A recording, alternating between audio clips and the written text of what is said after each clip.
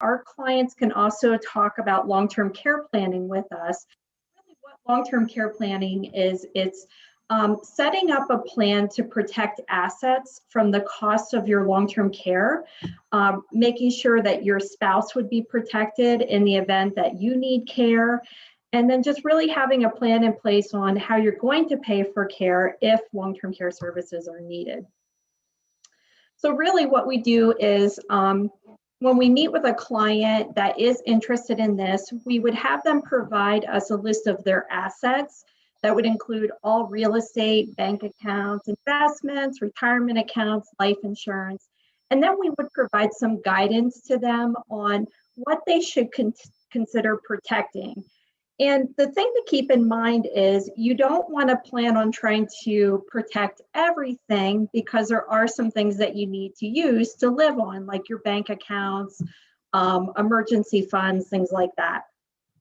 But the main thing is that it's not hiding assets. It's really taking advantage of the allowances that are in the law that do allow you to do this. But you have to keep in mind, this is something you do have to plan for. So just like the power of attorney and the risk of not having that and needing a guardianship, if you do not plan in advance of the crisis, there are limitations on what can be done. So you have to keep in mind, what are the risks? And the biggest risk is having an unexpected illness that's going to require long-term care. And being knowledgeable about what that means. So nursing home care in Pennsylvania is averaging over $10,732 a month.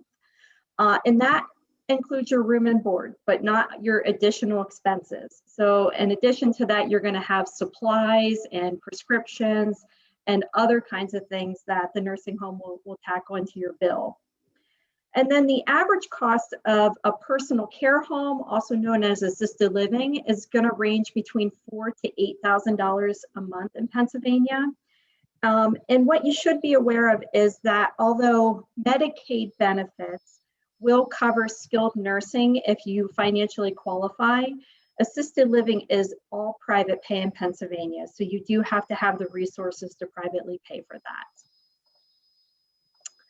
So the best course of planning is really pre-planning and talking to not only us about legal documents that can be set in place prior to the crisis to protect your assets, but also we work along with your financial advisor to make sure that you have your financial products in place, such as potentially long-term care insurance, if that's appropriate for you, or life insurance that would replace the cost of what you utilize during your life to pay for care.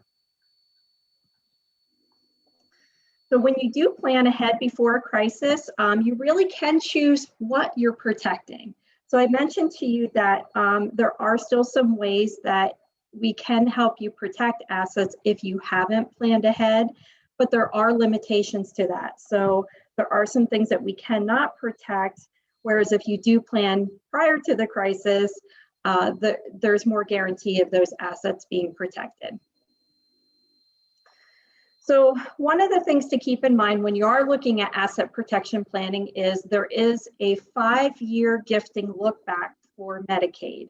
And Brittany and I get asked this question all the time. How will Medicaid know if I made gifts? What if I just take a cash withdrawal from my bank account and I give it to somebody? Well, the way that they really review this is you are required when you apply for Medicaid benefits to provide 5 years of financial statements. That would include tax returns, bank accounts, investment statements. And then there's a caseworker assigned to actually go through all those statements. And if there's any missing money that you can't explain, they make the assumption that it was gifted. And if it is gifted, there is an exclusion of $500 per month that you're allowed to give away. And that's not per person, that's total per calendar month.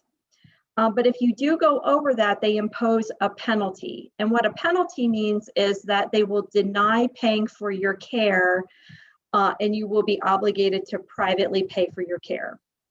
So for every $10,732 that would be given away, that creates a 1-month penalty period. So for example, if you were to have given away your house and it had a fair market value of $100,000, and then you needed care within 5 years of that gift, they would impose a penalty of 9.3 months based on that penalty divisor. So the problem with that is if you had done that and you have no other assets, then the nursing home will be looking to recoup that money from your family because you've gotten a Medicaid denial. And there is a law in Pennsylvania that does allow the nursing homes to do that. So it is very important that if you want to do gifting, that you talk to us about the appropriate way to do that and to make sure that there are assets available if you do need care within 5 years.